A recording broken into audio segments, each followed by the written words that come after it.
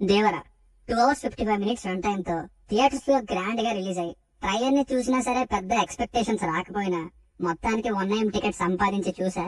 ఇక సినిమా ఎలా అనిపించిందో ఇంకో 10 seconds లో చెప్పేస్తా. నా రిక్వెస్ట్ ఏంటంటే ఎందుకు నచ్చిందో నచ్చలేదో, ఫ్యామిలీ వాచబుల్ కాదా, రేటింగ్ ఎంత, ఇవన్నీ క్లియర్ గా ప్లస్ అండ్ మైనస్ పాయింట్స్ లో స్పాయిలర్స్ లేకుండా ముందు ఒక ఆర్డర్ లో పాయింట్ టు పాయింట్ చెప్తా, అవి కూడా చూడండి.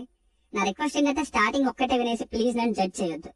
ఇక సినిమా చూసాక ఎలా అనిపించిందంటే రాజమౌళి గారితో తీసిన తర్వాత ఫ్లాప్ కాదు హిట్నే పడుతుందని అబ్జర్వేషన్ ఫాల్స్ అని దేవరా మారుస్తున్నట్టు నాకైతే అనిపించట్లేదు.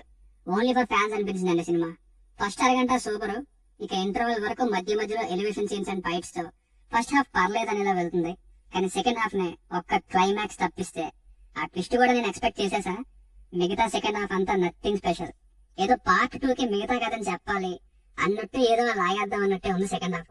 అప్పటికే అయిపోయింది కదా ఈ మాత్రం స్టోరీ కూడా, ఇంకేముంది సెకండ్ పార్ట్ లో చెప్పడానికి అనిపించింది. అబ్బా బాహుబలి రేంజ్ ఎండింగ్ అయితే ఇక సెకండ్ పార్ట్ అవసరమా అనేలా ఉంది. సెకండ్ పార్ట్ వస్తే గ్రేట్ నే ఈ రిజల్ట్ బట్టి. మరీ ఆచార్య అంత బ్యాడ్ ఏం కాదు, అది ఒక్కడైతే చెప్పగలను. దావుడీ సాంగ్ అయితే లేదు, డిలీట్ చేసేశారు. ట్రైలర్ చూస్తే ఏదైతే మనం కనిపెడతామో మినిమం సినిమా నాలెడ్జ్ ఉన్న వాళ్ళు ఎవరైనా సరే చెప్పేయగలిగే స్టోరీ ఇక్కడ అదే ఉంది, అంతకు మించి ఏం లేదు. ఎర్ర సముద్రం అనే బ్యాక్ డ్రాప్ ని పెట్టేస్తే మాత్రం ఏంటి సరైన స్టోరీ లేకపోతే. ఇప్పుడు చెప్పబోయేది స్పాయిలర్ అనుకుంటారేమో, అస్సలు కాదు. చాలా సినిమాల్లో తండ్రి కొడుకులు, ఫస్ట్ కొడుకు స్టోరీ, ఆ తర్వాత తండ్రి ఫ్లాష్ బ్యాక్ ఉంటుంది. ఇక్కడ రివర్స్ లో ఫస్ట్ హాఫ్ అంతా తండ్రి స్టోరీ, సెకండ్ హాఫ్ కొడుకు స్టోరీ. అది ఒక్కటే స్క్రీన్ ప్లే లో డిఫరెన్స్. ఇంకా అవే ఎదిరిస్తే చంపేసే సీన్ లో హీరో డ్యూయల్ రోల్స్, అన్యాయాన్ని ఎదిరించే తండ్రి, ఆ తండ్రి కొడుకు ఒక లవ్ స్టోరీ. 100కి 90 సినిమాల్లో ఉండే అదే అరిగిపోయిన రొటీన్ స్టోరీ. కాకపోతే సముద్రం బ్యాక్ డ్రాప్ అంతే. ఎమోషన్స్ అయితే ఇంకా మోషన్స్ దిబ్బేస్తాయి, అంత వీక్ గా ఉన్నాయి. ఇంటర్వెల్ లో క్రియేట్ అయ్యే ఒక క్వశ్చన్ ని అలా హోల్డ్ లో ఉంచి సెకండ్ హాఫ్ లో క్రియేట్ చేసిన కొన్ని సీన్స్ కంపోజిషన్ అయితే ఒక పాన్ ఇండియా ఫిల్మ్ కి, అది ప్రెజెంటెడ్ ట్రెండ్ ఇలా ఉన్న టైంలో రైటింగ్స్ ఏంటి ఎలా ఉన్నాయనే ఫీల్స్. ఇక ఫ్యామిలీతో చూడొచ్చా అంటే చూడొచ్చు, అడల్ట్ కంటెంట్ ఏం లేదు. స్పాయిలర్స్ లేని బేసిక్ స్టోరీ లైన్ ఏంటంటే సముద్రంలోని సరుకుని తీసుకురావాలంటూ ఆంధ్ర తమిళనాడు బోర్డర్ అయిన రత్నగిరికి పోలీసులు వెళ్తే అక్కడ పోలీస్ అయిన అజయ్ గారికి ప్రకాష్ రాజ్ గారు చెప్పిన దేవరా కథలో ఏం జరిగింది, అసలు ఎందుకు పోలీసులు రత్నగిరికి వెళ్లారు, స్టార్టింగ్ లో ఎవరి కోసం వాళ్ళు డిస్కషన్ పెట్టుకున్నారు అన్నది story. Plus points, young tiger NTR గారి ఫస్ట్ సాంగ్ నే ఫ్యాన్స్ కి పండగ నెల అదిరిపోయే డాన్స్ తో అనిరుద్ధ్ గారు ఇచ్చిన ఫుడ్ ట్యాపింగ్ సాంగ్ షార్ట్ గా ఉన్నా సరే అదిరింది. మెయిన్ గా సన్ రోల్ అయిన వరా కంటే కూడా ఫాదర్ రోల్ లో దేవరాగా పర్ఫార్మెన్స్ ఆకట్టుకుంటారు ఈయన. కొన్ని ఎలివేషన్ సీన్స్ లైక్ ఎంట్రన్స్ ని కంటైనర్ ని తోసేసే సీన్, ఎక్సలెంట్ గా కంపోజ్ చేసిన ఇంటర్వెల్ సీన్, ఈ ఎలివేషన్స్ బాగుంటాయి. బైరాగా సైఫ్ అలీ ఖాన్ గారి రోల్ లో బాగా నటించారు. నిజంగా ఈయన మెచ్చుకోవచ్చు.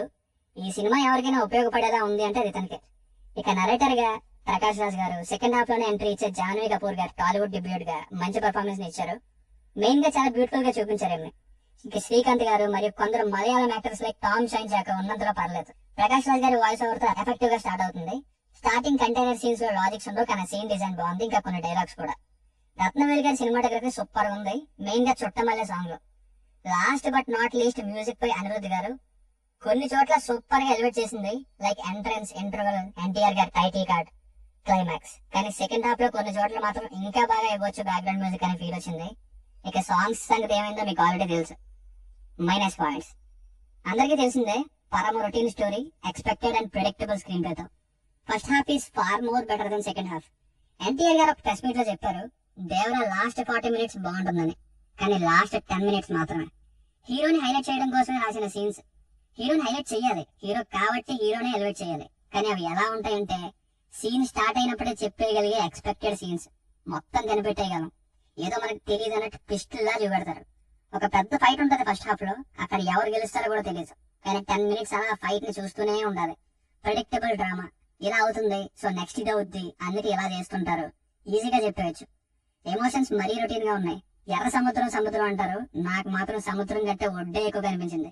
సముద్రంలోని సీన్స్ కి విఎఫ్ఎక్స్ ఒక మాదిరిగా బానే ఉంది, కానీ నేచురల్ గా లేదు, తెలిసిపోతుంది క్లియర్ గా. లాజిక్స్ అయితే చాలా దారుణంగా ఉంటాయి. ఫైట్స్ కోసం అంటున్నాను అనుకున్నారేమో, అస్సలు కాదు. లాజిక్స్ లైక్ స్టార్టింగ్ లో కంటైనర్స్ మీద నుండి దూకుతున్న పోలీసులకు సౌండ్ వినపడకపోవడం, రాత్రంతా నాన్ స్టాప్ గా ఫైట్ చేసుకోవడం, సముద్రపు దొంగలు పోలీసులకు దొరికితే అంత కూల్ గా మాట్లాడడం ఏంటి, అంతవరకు ఆపకుండా సగం నరికేసాగా ఆపడం ఏంటి, ప్రతిసారి సరుకు తెచ్చేటప్పుడు ఒక్కసారి కూడా అందులో ఏముంటుందని అడగరా, తాగేసి మెల్లగా ఏదో మాట్లాడుకుంటే ఎంతో దూరం చెట్టు చాటుగా వినేయడం ఏంటో, 12 ఏళ్ళకి ఫేసెస్ లో అన్ని క్యారెక్టర్స్ కి అంత వేరియేషన్ ఏంటి, ఇంకా చెప్పుకుంటూ వెళ్తే బోల్డ్. ఇవన్నీ ఒకైతే అయితే సెకండ్ హాఫ్ లో వరా పోటీలో చేసే ఫైట్ అయితే అసలు కన్విన్సింగ్ గానే లేదు. చాలా మంది ఫ్యాన్స్ అసలు ఇలా వీక్ గా చూపించినందుకు యాక్సెప్ట్ చేయలేమో.